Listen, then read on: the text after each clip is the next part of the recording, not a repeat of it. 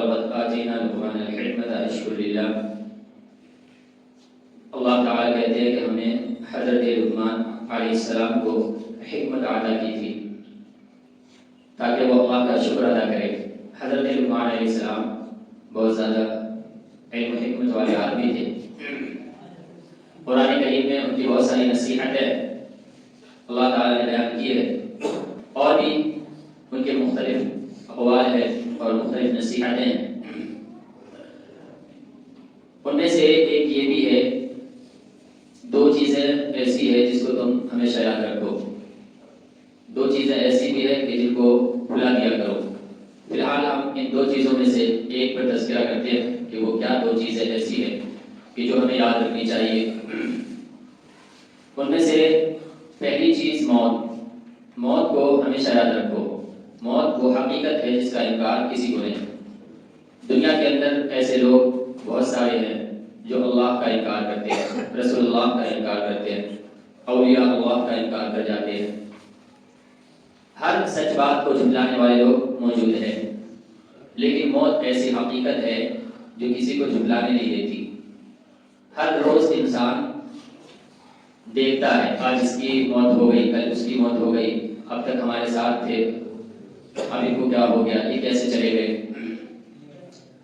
اسی کے متعلق ابھی ایک حدیث آپ کو پڑھ کے سنایا جس میں اللہ کے رسول صلی اللہ علیہ وسلم نے یہ تعلیم دی ہے، سمجھایا ہے، اکثروا ذکر حاصل اللذات، کہ لذتوں کو توڑ دینے والی، خواہشوں کو توڑ دینے والی چیز کو ہمیشہ یاد رکھو، کثرت کے ساتھ یاد رکھو۔ اب وہ لذتوں کو توڑ دینے والی، خواہشوں کو توڑ دینے والی چیز کیا ہے؟ موت ہے۔ وہ موت یعنی موت کو کثرت سے یاد کرتے رہا کرو۔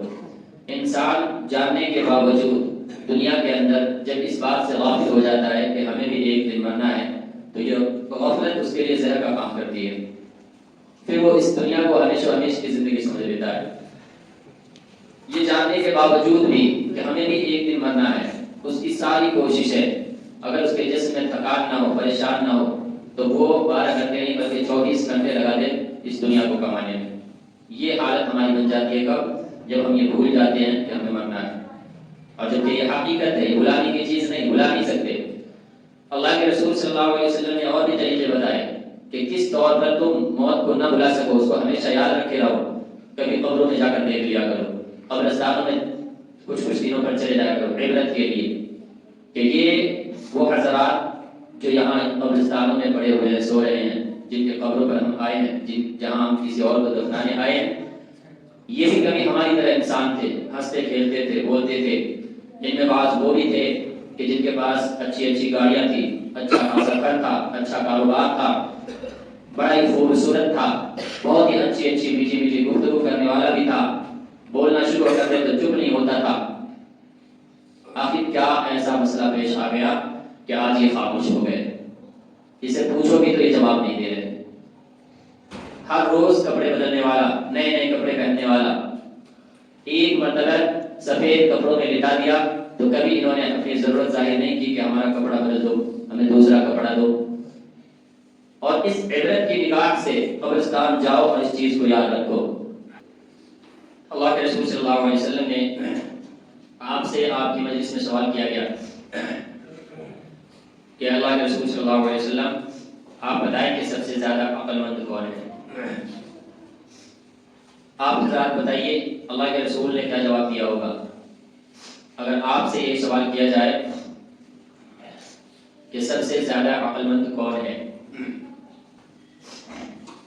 اللہ کے رسول صلی اللہ علیہ وسلم نے اس سوال کا کیا جواب دیا ہوگا جب آپ سے یہ سوال کیا گیا کہ اللہ کے رسول بتائیے سب سے زیادہ عقل مند کون ہے؟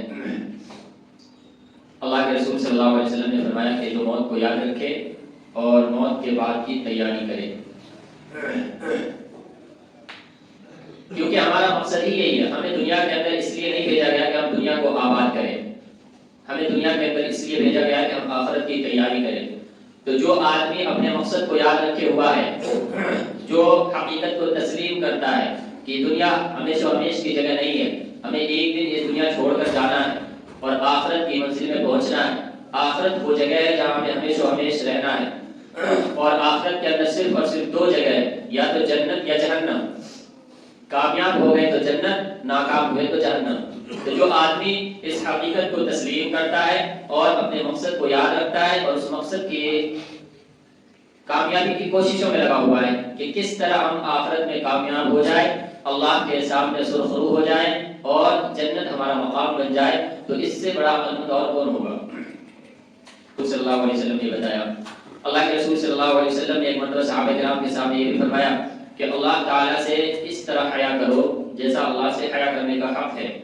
صحابہ کرام رضی اللہ عنہ اللہ کے رسول صلی اللہ علیہ وسلم کی خدمت میں کافی دنوں سے تھے اور آپ سے بہت کچھ اچھائیاں انہوں نے سیکھی تھی، عبادت بھی خوب کرتے تھے، صدقات و خیرات بھی خوب کرتے تھے اور ہمدردی غمخواری بھی بہت تھی، مخلوق کی خدمت بھی بہت کیا کرتے تھے۔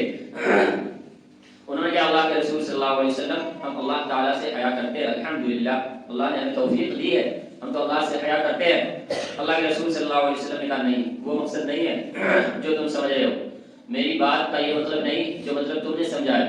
میرے کہنے کا مطلب یہ ہے ایک حیا جسے ہم حیا کہتے ہیں، جسے ہم شرم کہتے ہیں، کوئی غلط کام کر رہے ہو اور کسی نے دیکھ لیا تو ہم شرما جاتے ہیں، تو ہمیں لگتا ہے شرم یہی ہے، یا کوئی اور اخلاق سے گری ہوئی چیز یا کوئی اور ایسی حرکت جو ہم کر رہے ہیں ہمیں ایسا لگتا ہے کوئی دیکھ لے گا تو ہمیں بڑی بے عزتی محسوس ہوگی، تو ایسے وقت میں ہمیں شرمندگی ہوتی ہے۔ اللہ کے رسول نے کہا نہیں، یہ وہ حیا نہیں ہے اللہ سے کرنے کا حیا جسے تم کہہ رہے ہو۔ میرے کہنے کا مطلب یہ تھا اللہ سے حیا کرنے کا مطلب یہ ہے کہ تم اپنے سر کی حفاظت کرو اور سر کے اندر جتنی چیزیں ہیں ان کی بھی حفاظت کرو۔ سر جھکے تو صرف اور صرف اللہ کے سامنے، اللہ کے علاوہ کسی اور کے پاس سر نہ جھکائے۔ سر کے اندر اور کیا کیا چیزیں ہیں؟ آنکھ ہے، کان ہے، ناک ہے، زبان، یہ سب پورا جو حصہ ہے یہ پورے سر کے حصے میں آتا ہے، تو زبان بھی اسی میں آ گیا، ناک بھی آ گیا، کان بھی آ گیا، آنکھیں بھی آ گئی۔ تو سر کے اندر جتنی چیزیں ہیں ان سب کی حفاظت کرو، یعنی یہ سب اللہ کے حکم کے خلاف استعمال نہ ہو پائے۔ آنکھیں اللہ تعالیٰ نے تمہیں دی ہے تمہاری ضرورت کے لیے دی ہے، تو اس سے تم وہ چیزیں دیکھو جو تمہارے لیے ضروری ہے، وہاں نہ دیکھو جہاں اللہ تعالیٰ نے دیکھنے کو منع کیا ہے۔ ایسے ہی کان اللہ نے سننے کے لیے دیا ہے، تو اس کان سے جائز چیزیں، ضرورت کی چیزیں سنو۔ رات بھر فون لگا کر گانے نہ سنتے رہا کرو، ڈرامے نہ دیکھتے رہا کرو۔ رات نماز فجر کی کب ہوتی ہے؟ 6:50 پر۔ کتنا سوئیں گے آپ؟ اگر صحیح میں آپ اگر 10 بجے بھی سوتے ہیں، 7 گھنٹے بہت ہے، 2 ادھر 5 ادھر، 5 بجے آپ کی آنکھ کھل جائے گی۔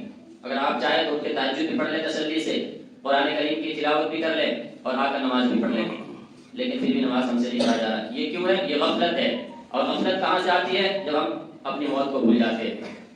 تو موت یاد رکھنے کی چیز ہے، اللہ تعالیٰ یاد رکھنا ہے، اللہ کو یاد رکھنا ہے۔ اللہ سب کے خالق و مالک ہے، اللہ نے ہمیں پیدا کیا، دنیا کے اندر ڈال دیا ہے امتحان و آزمائش کے لیے، تیاری کے لیے، لیکن اس کا یہ مطلب نہیں کہ ہم اسی میں لگ کے ختم ہو جائیں گے اور اس سے آگے ہمیں جانا نہیں ہے۔ دوبارہ اللہ تعالیٰ ہمیں موت کے بعد زندہ کریں گے، بعث بعد الموت والبعث بعد الموت۔ جو ایمان مفصل ہے اس میں 5-6 چیزوں کا تذکرہ آیا، ان میں سے ایک یہ بھی ہے کہ موت کے بعد دوبارہ زندہ ہونے پر ہمارا ایمان ہے، یقین، ہم ایمان لاتے ہیں۔ تو ہم مسلمان ہونے کی حیثیت سے جب اس بات کا یقین رکھتے ہیں، اس پر جب ایمان رکھتے ہیں کہ مرنے کے بعد ہمیں دوبارہ زندہ ہونا ہے، میدان محشر کے اندر اکٹھا ہونا ہے، اللہ کے سامنے اپنے ایک ایک عمل کا حساب دینا ہے، ایک ایک لفظ کا حساب دینا ہے، تو پھر ہم کیسے دنیا کے اندر رہتے رہتے اللہ کو بھول جاتے ہیں اور کیسے ہم سے غلطیاں ہو جاتی ہیں۔ اگر اللہ تعالیٰ کو ہم یاد رکھیں گے ہر وقت، موت ہمارے سامنے ہر وقت ہوگی، یاد رکھے ہوئے ہوں گے، تو کیسے ایسا ہو جاتا ہے کہ ہم سود خوری میں لت پت ہو جاتے ہیں، کیسے ایسا ہو جاتا ہے کہ ہم نمازیں چھوڑ دیتے ہیں اور ہمیں فکر بھی نہیں ہوتی۔ تو یہ دونوں چیزیں ایسی تھی جس کو کثرت سے یاد رکھا جائے۔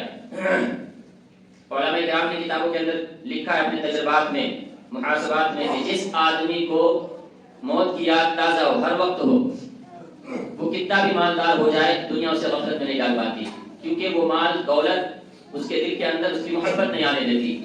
باہر میں جتنا بھی ہو، جب اللہ کا خوف ہے، اللہ کے سامنے حاضری کا یقین ہے، تو مال کے جو حقوق ہے وہ ادا کرے گا، زکات دے گا، صدقات و خیرات دے گا، بیوی بچوں کے جو حقوق ہے وہ ادا کرے گا۔ یہی چیزیں تو انسان کو غافل کرتی ہے۔ یا ایھا الذین آمنوا لا تلھکم اموالکم ولا اولادکم عن ذکر اللہ، کہ اے ایمان والو تمہیں تمہارے مال و اولاد اللہ کی یاد سے غفلت میں نہ ڈال دے۔ اللہ تعالیٰ نے کیوں کہا؟ کیونکہ اکثر یہی چیزیں انسان کو غفلت میں ڈال دیتی ہے۔ تو اللہ کو ہمیشہ یاد رکھا جائے، موت کو ہمیشہ یاد رکھا جائے، تو یہ چیزیں کبھی نقصان نہیں پہنچائے گی۔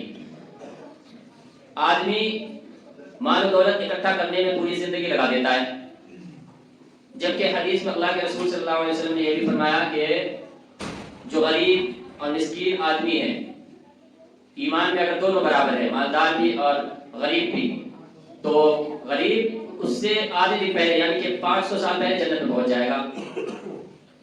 یہ عقل میں ایک دم بالکل آنے والی بات ہے۔ اللہ تعالیٰ جب حساب و کتاب لیں گے، جس کو جتنا دیا اس سے اتنا حساب لیں گے۔ کسی نے ساری زندگی دال روٹی کھا کر گزارا ہے، 2 لفظوں میں کہہ دے گا ہم تو دال روٹی کھا کر گزار کے آئے ہیں، اور جس کو اللہ تعالیٰ نے اتنا سارا دیا ہے بیٹھ کے حساب دیتے رہو۔ لیکن ایسا نہیں ہے کہ ہر غریب ہر امیر سے پہلے جائے گا۔ امیروں میں بھی بہت سی قسمیں، بعض ایسے ہیں جن کو اللہ تعالیٰ نے مال و دولت دیا ہے تو وہ اپنی ضرورت سے زیادہ دوسری کی ضرورتوں کا خیال رکھتے ہیں اور دین کی دیگر ضروریات کو بھی پورا کرتے ہیں، تو یہ لوگ ان غریبوں سے پہلے جائیں گے جن غریبوں نے احکام شریعت کے اندر کوتاہی اور سستی کی ہے۔ بہرحال کہنے کی بات یہ تھی کہ یہ دونوں چیزیں اللہ کے رسول صلی اللہ علیہ وسلم نے فرمایا اکثر ذکر حاصل اللذات، لذتوں کو توڑ دینے والی چیزوں کو اکثر یاد کرتے رہا کرو، کثرت سے یاد کرتے رہا کرو، اور وہ کیا ہے؟ وہ ہے موت۔ یعنی موت انسان کی حقیقت ہے جس سے فرار نہیں، تو انسان اس کو بھول کیوں جاتا ہے، انسان غافل کیوں ہو جاتا ہے؟ جب غفلت آئے گی تو یہ تمام طرح کی بیماریاں آتی ہیں کہ ہم نمازوں میں سستی کریں گے، حلال و حرام میں سستی کوتاہی کرنے لگیں گے۔ اللہ تعالیٰ سمجھنے کی توفیق دے۔